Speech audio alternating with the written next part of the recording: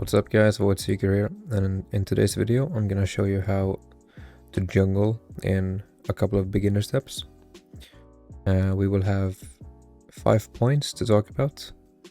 The first one being Smite, the second one being what champions do you use, the third one, which I think is the most important one and the one that most people struggle with, is decisions. What do I do with losing lanes, what do I do with winning lanes, and basically how to put yourself in a winning position. The fourth one is objectives, dragon, baron, towers, and the fifth one is mid to late game, what exactly is my role and how can I put my team in the best position to win the game. Now we can start off with the first one, which is right in front of us. As you can see, I am Udyr and I am a melee champion. Let's say that I have, let's see, 4 ranged characters in front of me. Let's pretend that this is Ahri, Kai'Sa, Teemo, and Lux. There is no way versus that team comp that I am gonna be able to get maximum value out of this one. The challenging smite, we call it red smite, because I have to be right on top of them to use it, to get the most out of it. And there is no way that I'm gonna be able to get through all the CC that they have and get my damage off. So in this scenario, blue smite is actually the one to go for me, because from this range I can smite someone, I can dodge a Lux binding, and I can go and do my job. If this was Riven, Sejuani, Yasuo, and Braum, red smite is the one to go, without a doubt, because then it's easy for me to get on top of them and get maximum value out of it. So this choice that you have with the smite is something that you need to look at in loading screen, because loading screen is the most important time for a jungler. That is where you make decisions, that is where you choose who to focus, why you focus them, and you basically dictate a plan in your head within 30 to 15 seconds before the game starts. Because once this champion, let's see if we can simulate this a bit, once the game starts and your champion is here, the game has started. You need to immediately know what to do. So that's how you do the choice of smite. Now another thing with smite is how fast do you want to go, because you have 5 stacks of this before you can actually use the blue smite. And usually if I reset this, how do I do that? Reset game. I've spawned, I choose Q because I play Tiger Udyr. For this game I'm gonna play blue smites. I will start wherever my bot lane is, because that gives me the best clear. So if I am blue side here, I start on red. If I'm red side, sorry, I start on blue. Always. There are exceptions to this, but that only comes when you're a little bit more advanced and you want to match the other jungler, or maybe fight with them early. But let's pretend that I am here. I have my bot lane with me, and we are gonna skip 30 seconds. Minions have spawned, but I've turned them off. I don't want to get any extra XP from somewhere. And it's time to just whack away at this. Now I'm moving a bit in between. giving me time to reset my auto attacks. And in that time, the camp is moving and is not hitting me. It's not something you need to do perfectly, but it really helps nailing that because it saves you HP. And being healthy in the jungle is something really important. Now I smited that second camp. It's a choice you have. I like to be close to full HP.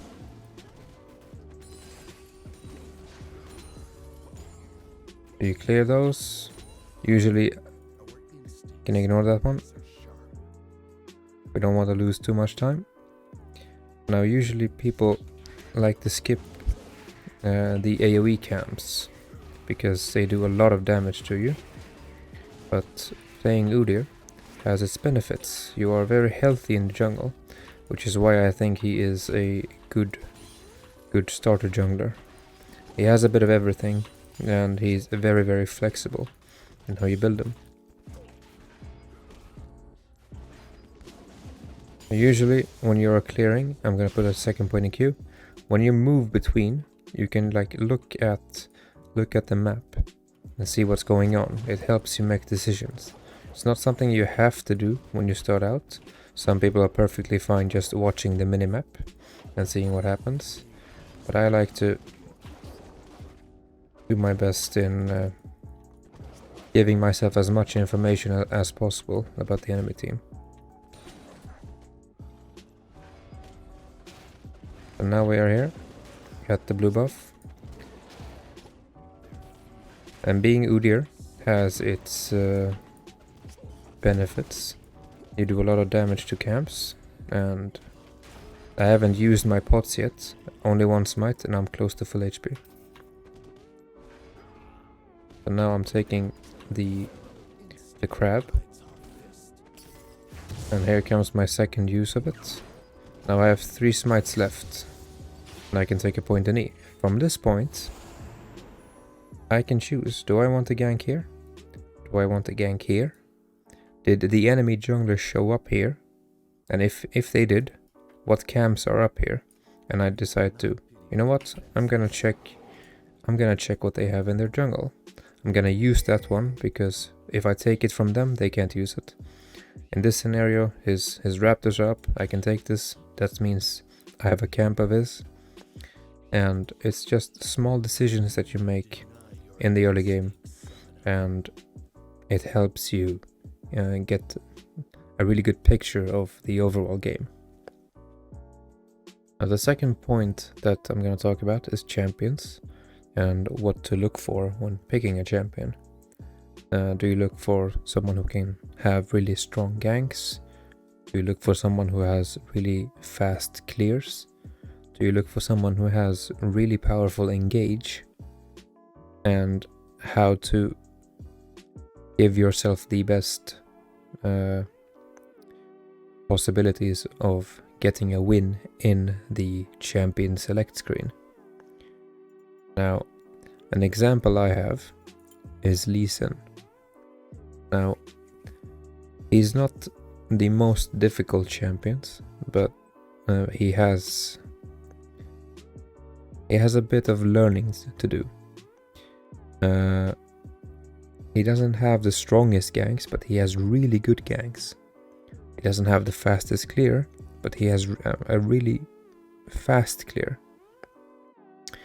His engage isn't always the best, but he has a really powerful engage. And throughout the seasons, like I've been playing since season 2, Lee Sin has always found a way back into the meta because he has these things. They call it a jack of all trades, but master of none. And Lee Sin is a good choice if you want to sink some time into him. Now, if I want to have ganks, and ganks is the only thing that I'm looking for, then Vi is a great champion for that. She has a decently fast clear, she's tanky, and it sucks to fight her early. She's really strong, and she can do something called repeat ganking, where you gank a lane, you blow their flash, and then you do a camp, and you come back, and you usually have all your spells back up, and you can repeat gank and get the kill. If you want something that looks like you're only engaging, we can head down to tanks, I think. Zac. Zac is a champion that has no mana, is very simple to play, and allows you to engage from unusual angles and catch teams off guard. His abilities are fairly simple, and the idea behind Zac is that you don't have to be the best jungler, but having one good engage can win you the game. If you want to have someone who clears really fast and who have really good fight potential, someone like Olaf is really good, and I think we can find him down here. Olaf is really good in the jungle, and the lower HP he gets, the stronger he becomes. So usually when you're doing your first clear, you want the jungle camps to beat you up so that you get to lower HP, because then you get a faster clear speed. When you then face someone,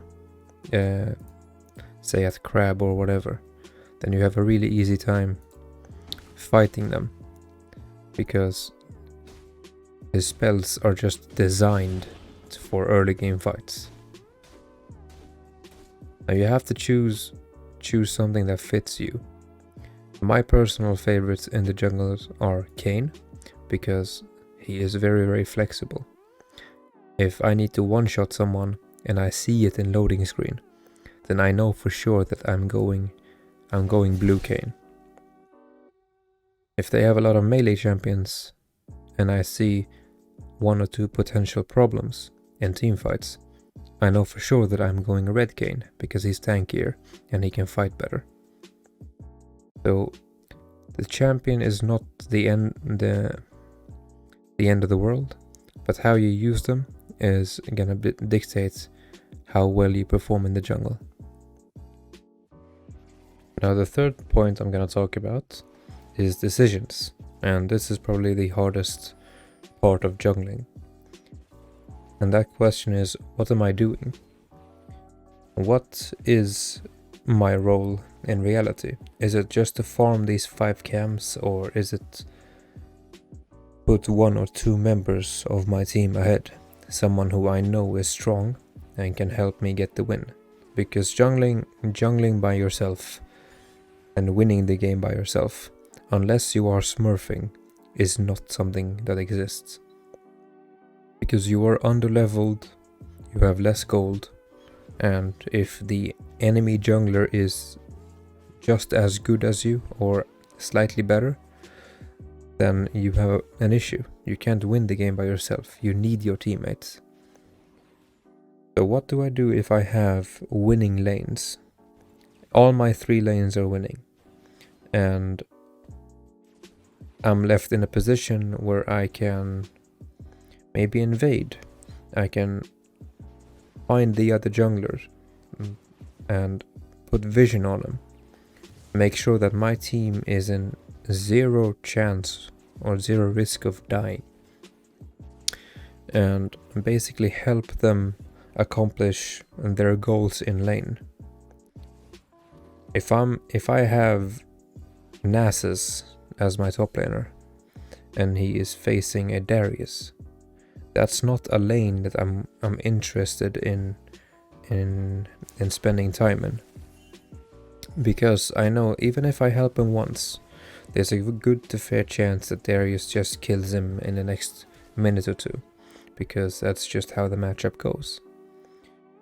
If I have a 50-50 matchup, a skill matchup, maybe something like Talon versus Zed, and I see that they are fighting each other, I know for sure if I just help Talon out a little bit, then he will get that tiny edge above Zed, and he will keep that for the rest of the game due to how the matchup works.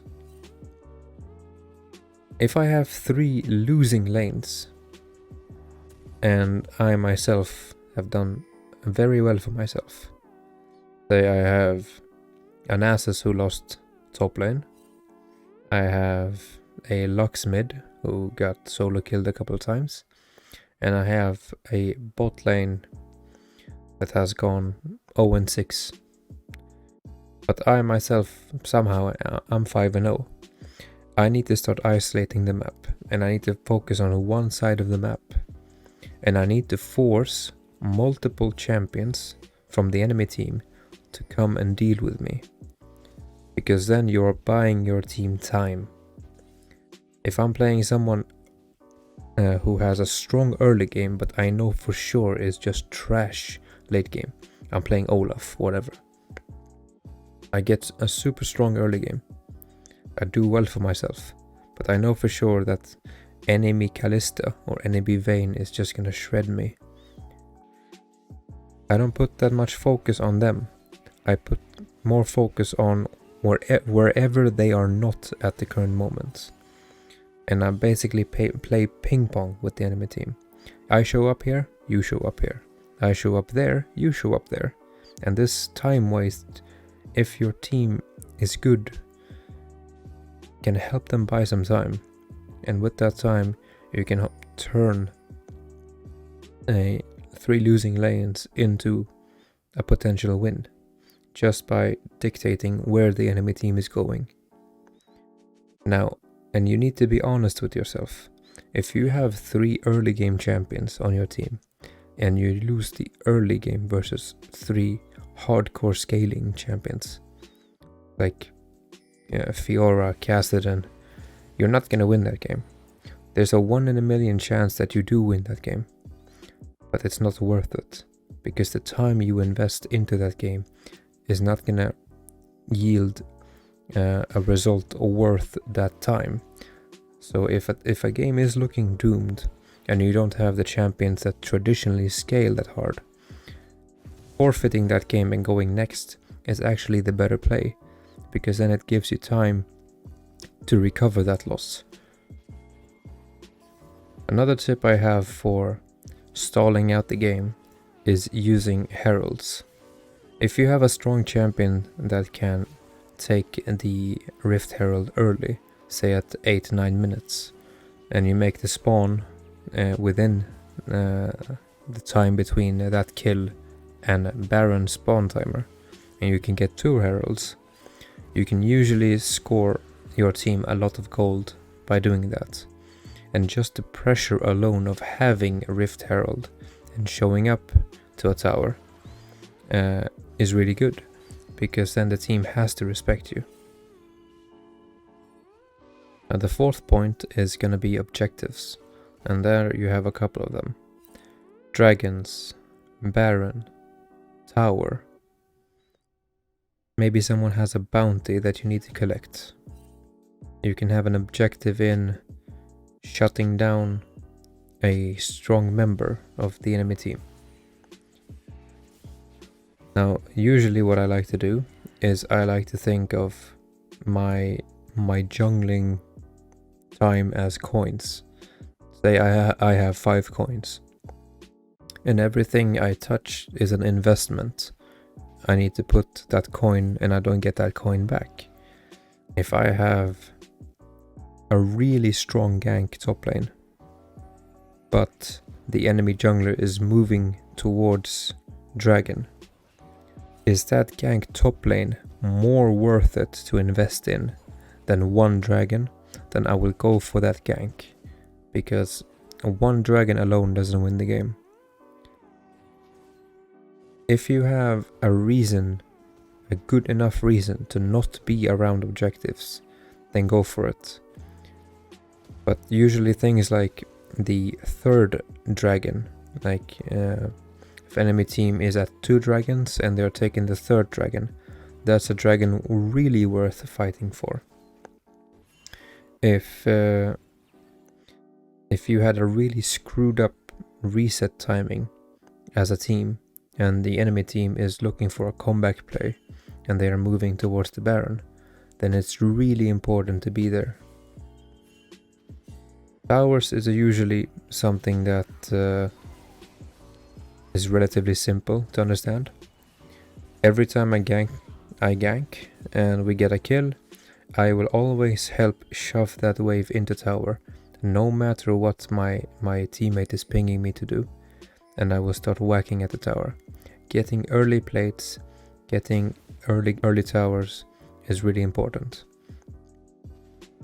because that's gold that you can use in the early game that they don't have. So if you want to have the strongest early to mid game possible, you need to really secure all the gold possible in the early to mid game. Now, the fifth point is mid to late game. What is my role? We have a top laner who wants farm, we have a mid laner that wants farm, and we have an AD carry that wants farm. Usually they are farming all 3 lanes and taking your jungle camps. And my rule is, for myself, if I have 2 items plus boots and I am not the carry, then I will try to give up as much gold as possible, because I am already underleveled as a jungler. If we look at this this clip I have in front of me, this Hecarim has been doing very well. But if I pull up the team frames here, as well as he has been doing, I on the Yasuo, I'm about to hit level 10 if I hadn't died there.